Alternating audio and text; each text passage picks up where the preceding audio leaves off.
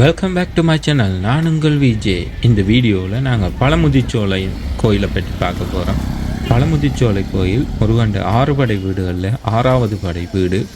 இந்த கோயிலை தான் நாங்கள் பார்க்க வந்திருக்கோம். இதுக்கு முதல் வீடியோவில் நீங்கள் பார்த்துருப்பீங்க. மதுரையில் இருக்கிற திருப்பரங்குன்றம், அதாவது 1வது படை வீடு, முருகன் 1வது படை வீடை பார்த்துட்டு இப்போ பழமுதிர்ச்சோலைக்கு வந்திருக்கோம். பழமுதிர்ச்சோலை ஒரு சிறிய கோயில்.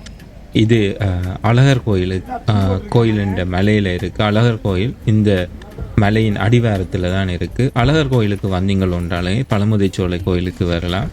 இந்த கோயில் பெரிய க்ரௌடட் இல்லை, நீங்கள் வந்த உடனே போகலாம். நான் இங்கே கூட ஸ்பெஷல் தரிசன டிக்கெட் எடுத்து தான் போனேன். என்னென்னு சொல்லிச்சுன்னா கோயிலுக்கு கண்ட்ரிபியூட் பண்ணுறதுக்காக. ஸ்பெஷல் தரிசன டிக்கெட்டும் நார்மல் தரிசன டிக்கெட்டும் ஒரே மாதிரி தான், லைனே இல்லை, நீங்கள் வந்த உடனேயே போகலாம். இந்த கோயில் முருகனுடைய 6வது படை வீடு. வந்தீங்களோன்னு சொன்னால் மதுரைக்கு வந்தால் இந்த கோயிலையும் நீங்கள் விசிட் பண்ணிட்டு போகலாம். இந்த கோயில் இருக்கிறது ஒரு மலையில். இந்த மலையில் தான் அழகர் கோயில் தீர்த்தம் ஆடுறது. இந்த கோயில் எக்ஸாக்டாக எங்கே இருக்குன்னா மதுரையிலேருந்து 15 மைல் தொலைவில் இருக்குது. முருகன் சிறுவனாக இருந்தபோது ஔவையாரை சோதிக்க இங்கு வந்ததாக நம்பப்படுகின்றது. நீங்கள் இந்த கோயிலுக்கு வரேன்டா அழகர் கோயிலுக்கு பஸ் எடுத்து, மதுரையிலேருந்து பஸ் எடுத்து வரலாம். அழகர் கோயில் அடிவாரத்தில், மலை அடிவாரத்தில் இருக்கிறதால அங்கே பஸ் நிற்கும்.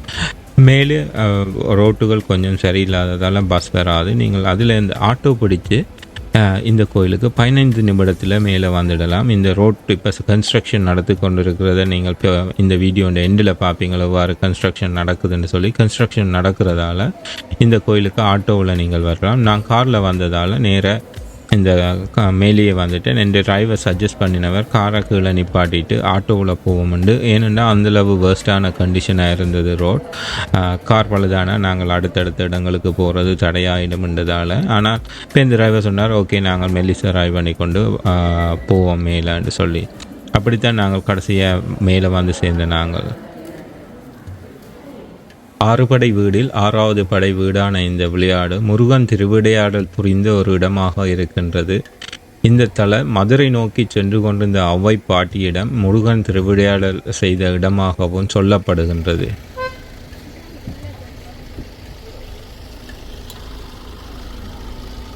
இந்த கோயிலுக்கு வந்தீங்கன்னாலே ஒரு அமைதியாக இருக்கும், நல்ல என்விரான்மெண்டலாக இருக்கும்.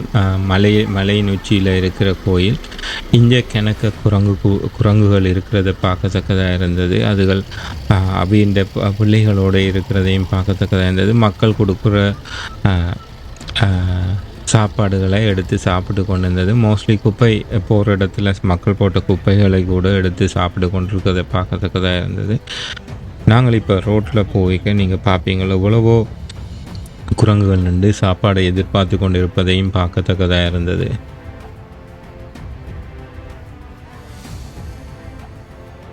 இந்த கோயிலுக்கு பழமுதிர்ச்சோலை என்று வந்ததுக்கு காரணம் என்னென்பது பழங்கள் உதிர்க்கப்பெற்ற சோலை என்று பொருளையாக எடுத்துக்கொண்டு தான் இந்த இடத்துக்கு பழமுதிர்ச்சோலை என்று வந்தது. கந்தபுராணத்தில் துதிப்பாடலில் வள்ளியை திருமணம் செய்ய விநாயகருக்கு யானையாக வந்து உதவும்படி முருகன் அழைத்த தலம் இந்த பழமுதிர்ச்சோலை என்று குறிப்பிடப்படுகின்றது.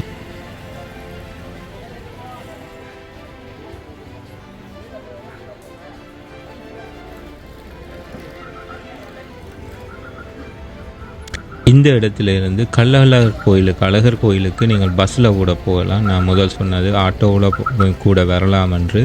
கள்ளழகர் கோயிலேருந்து பஸ்லையும் நீங்கள் இந்த பழமுதிர்ச்சோலைக்கு வரலாம். அந்த பதாகையில் போட்டிருந்தது 10 ரூபா கொடுத்தால் இந்த இடத்துக்கு பஸ்ஸில் வந்துட்டு திருப்பி நாங்கள் கள்ளழகர் கோயிலுக்கு போகலாம் என்று. இப்போ நாங்கள் எங்கே போய் கொண்டிருக்கோம் என்றால் இந்த ரோட்டால் எப்படி ரோட் இருக்குன்ற கண்டிஷனை பார்த்து கொண்டு நாங்கள் அழகர் கோயிலுக்கு போகிறோம். அழகர் கோயிலில் போய் அழகர் கோயிலில் உள்ள விசேஷங்களை பற்றி தான் அடுத்ததாக பார்க்க போகிறோம். நீங்கள் மதுரைக்கு வந்தால் அழகர் கோயிலும் பழமுதிர்ச்சோலை கோயிலும் பக்கத்தில் இருக்குது.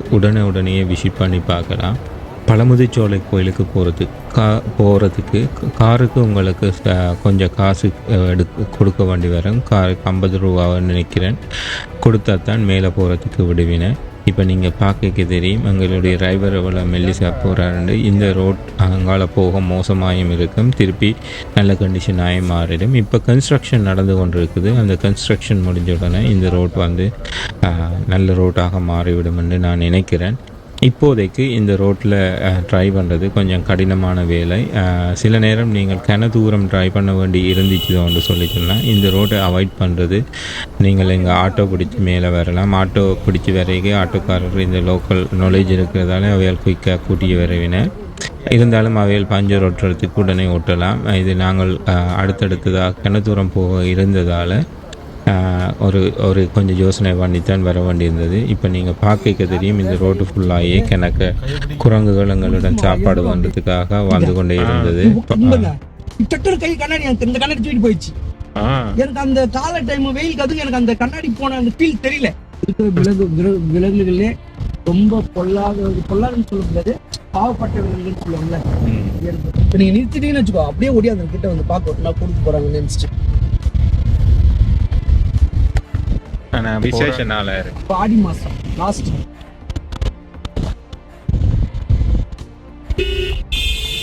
அவர் எவ்வளவு அழகா பிரிச்சு சாப்பிடுவார் பாரு, கவர்ல மிச்சிருங்க.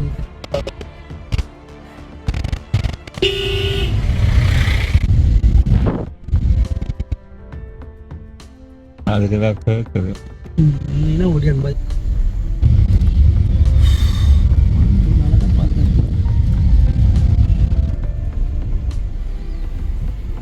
இந்த கோபுரம் உடைஞ்சு போச்சு.